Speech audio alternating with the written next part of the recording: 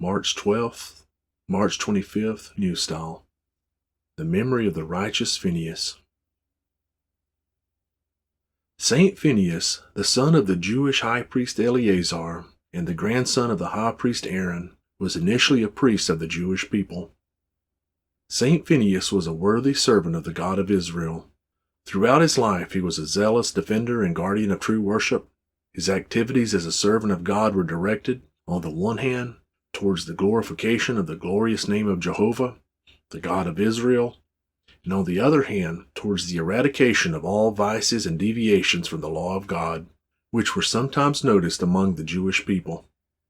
Once it happened that the Moabites, who lived next to the Israelites and were distinguished by their wickedness, led the Israelites into wicked and abominable worship of their god, Baal Peor. Angered by such great lawlessness, the Lord severely punished the wicked apostates. Immediately a plague began to strike them, and many thousands of Israelites died from it. Moreover, God commanded Moses to execute, by hanging, those of the leaders of the people who were indulging in wickedness.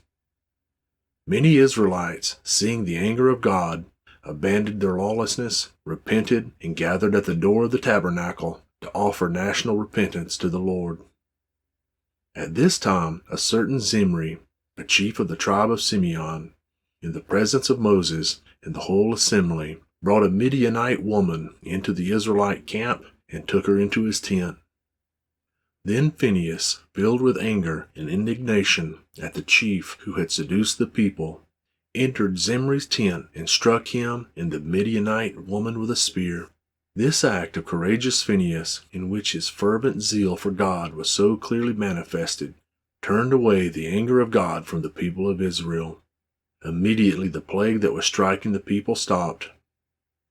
After this, God said to Moses, "Phineas, the son of Eleazar, the son of Aaron the priest, has turned back my wrath from the children of Israel, because he was zealous with my zeal among them, so that I did not consume the children of Israel in my zeal. Therefore say, Behold, I give to him my covenant of peace, and it shall be to him and his descendants after him a covenant of an everlasting priesthood." Some time later, by God's command, the Israelites began to gather an army to punish the Moabites for their wickedness. In total, 12,000 Israelites were gathered, 1,000 from each tribe. Phineas was chosen as the leader of the army, and once again he proved himself to be a faithful executor of God's command. Additionally, Saint Phineas declared himself a wise leader of his people in those cases when there were any disturbances among them. He reconciled those who were at enmity with each other, skillfully stopping and eliminating mutual quarrels and discord. For all these merits, Saint Phineas, after the death of his father, was unanimously chosen as the high priest. The priesthood of Phineas, according to God's promise, continued in his descendants and only temporarily passed to the family of Ithamar.